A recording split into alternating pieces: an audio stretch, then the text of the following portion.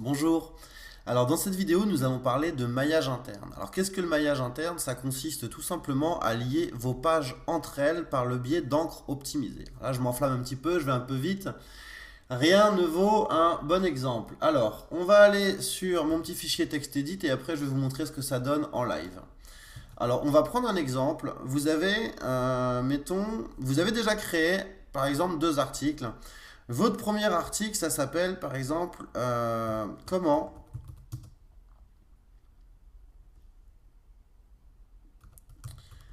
référencer un blog WordPress. Votre deuxième article, c'était 7 moyens d'obtenir des liens pour améliorer son référencement.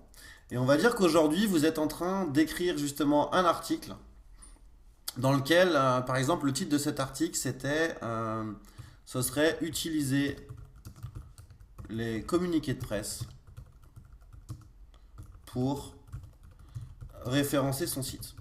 Donc là, vous allez rédiger votre article. Donc, par exemple, vous allez commencer par, tant qu'à prendre un exemple concret, dans cet article, nous allons voir comment, et là je vais tout simplement reprendre mon mot ici, comment utiliser les communiqués de presse pour référencer son site, allez, application du mot-clé sur Google. Donc ça par contre ça ne doit pas être en gras. Voilà. Donc ensuite vous rédigez votre article, hein, voilà, vous avez plusieurs phrases, plusieurs paragraphes. Et tant qu'à faire dans l'article, ce que vous allez essayer de faire, c'est, alors par exemple ici, on va dire deuxième paragraphe ou troisième. Donc là, vous avez déjà bien détaillé comment utiliser les communiqués de presse pour référencer son site sur Google. Et là, vous allez faire en sorte, mais ça, faut le penser en amont, de faire un lien vers un de vos autres articles avec ce que j'appelle une encre optimisée. Une encre, c'est quoi? C'est tout simplement un mot-clé. C'est plutôt que de dire pour savoir comment référencer un blog WordPress, cliquez ici.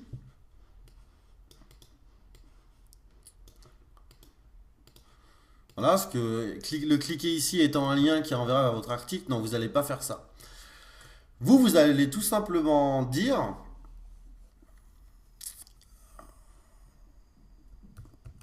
maintenant que vous savez comment utiliser les communiqués de presse,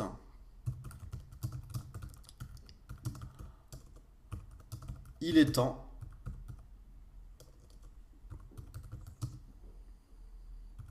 de voir, et là vous reprenez votre mot-clé, qui est le titre de votre autre article, comment référencer un blog WordPress. Et comment référencer un blog WordPress sera un lien. Donc voilà ce qu'on appelle une encre optimisée, hein, tout simplement, c'est que vous avez le mot-clé, un lien qui renverra vers votre autre article. Alors comment, on va voir tout de suite comment se matérialise un lien, sachant que si vous utilisez justement WordPress, vous n'avez pas besoin de savoir comment se matérialise un lien, c'est très simple, mais je vais quand même vous montrer à quoi ça ressemble. Alors, bon, je vais pouvoir supprimer, bon, je vais pas supprimer tout ça pour l'instant, enfin je vais supprimer ça, pardon, voilà. Donc le format d'un bon lien, c'est ça. Donc bon, là je vous ai mis ouverture de paragraphe et fin de paragraphe, mais on peut l'enlever. Donc je vais reprendre mon exemple tout de suite. Donc par exemple, donc là vous avez l'ouverture du lien. Donc a href égale http donc bien évidemment votre nom de domaine. Donc là ça va être votre site.com slash, et là on va reprendre ça. Voilà. Et donc ce qu'on va faire, c'est qu'on va déjà enlever le gras. Et alors on va enlever les accents, parce que dans une URL, il n'y a jamais d'accent. Et on va mettre des tirets, puisque ça se présente toujours comme ça. Donc ça, ce sera, on va imaginer que c'est le lien, donc l'URL, l'adresse de la page de votre article. Et ensuite, ici, voilà, ça, c'est votre lien. Ça, je peux l'enlever. Ça, c'est ce qu'on appelle donc l'encre. C'est votre mot-clé, c'est ça qui sera cliquable en fait. Et ça, ce sera cliquable et ça renverra vers cette adresse-là. Donc voilà le bon format d'un lien. Comme vous pouvez le voir, c'est vraiment pas compliqué. Maintenant, si vous utilisez WordPress, c'est beaucoup plus simple. D'ailleurs, on va voir comment se matérialise le maillage interne. Donc là, je vais aller sur un de mes blogs qui est marketing internet. Voilà, donc là, je vais saisir marketing internet. Et voilà, je vais sur mon blog. Alors, là, on va prendre un premier article. Par exemple, celui-là. Et alors, en termes de maillage interne, on va voir ce que ça donne. Donc, vous voyez, là, on a vraiment tout ce que je vous avais dit tout à l'heure. On a déjà le mot-clé en début de phrase, etc. Et là, vous voyez que j'ai mis une petite phrase. Je vous conseille également de regarder la vidéo qui vous montre comment optimiser le maillage interne de votre blog. Donc, bien évidemment, c'est un lien. Et si je clique sur ce lien, voilà, j'arrive ici sur mon article tutoriel référencement optimisation du maillage interne. Et là, dans cet article-là encore, on a d'autres liens vers d'autres pages. Donc j'ai mis une phrase. Pour plus d'informations sur le référencement naturel, je vous recommande de regarder notre vidéo qui vous montre comment modifier les URL et permaliens de votre blog. Si je clique dessus, on a tutoriel référencement WordPress, modifier les URL et permaliens.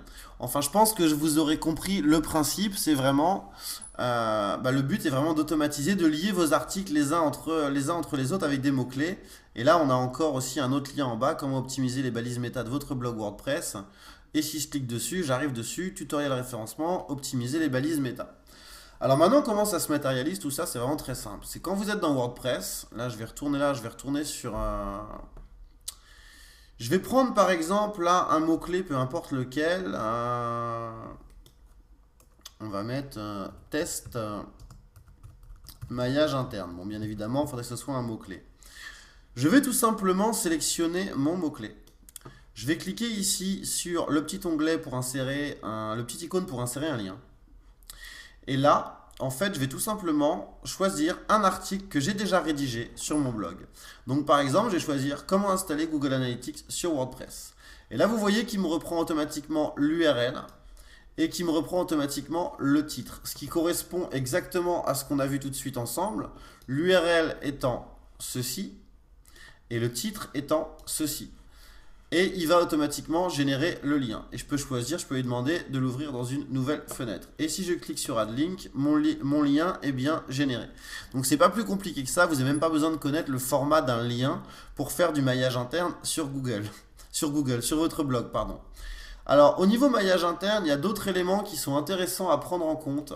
C'est tout d'abord ce qu'on appelle le fil d'Ariane. Le fil d'Ariane, c'est ce que vous voyez ici. Vous voyez que j'ai blog, article, ma catégorie SEO-SEM et le titre de mon article. Si je clique sur SEO-SEM, j'arrive sur la catégorie qui contient tous les articles qui parlent de SEO et de SEM. Vous voyez? Donc là, j'en ai plusieurs et on le retrouve ici aussi en bas de chaque article.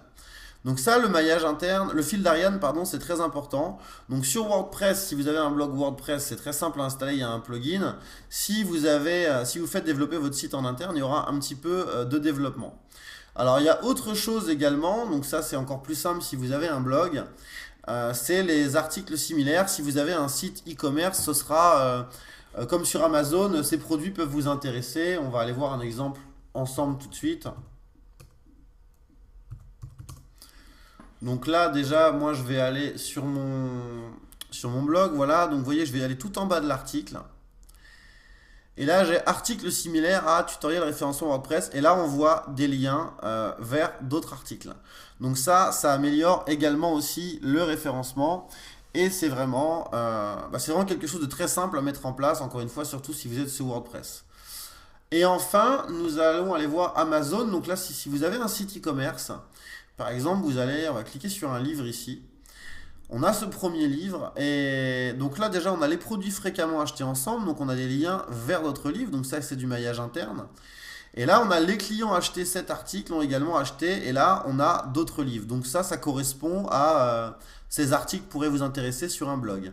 Et vous voyez, donc ça c'est du maillage interne.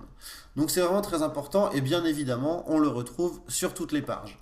Donc je vous conseille vivement lorsque vous rédigez un article de penser en amont à quelle autre article, vous pouvez le lier. Des articles que vous avez déjà rédigés, bien entendu. Parce que la première source de liens pour le référencement, c'est justement les liens en interne. Les liens qui vont servir à lier vos pages les unes avec les autres par le biais de mots-clés. Et vous verrez que si vous ne faisiez pas ça jusqu'à présent, à partir du moment où vous allez commencer à le faire, vous verrez déjà de nettes améliorations dans votre positionnement sur Google. Voilà, je vais maintenant vous retrouver dans une prochaine vidéo dans laquelle nous allons voir comment optimiser vos images pour le référencement. A tout de suite.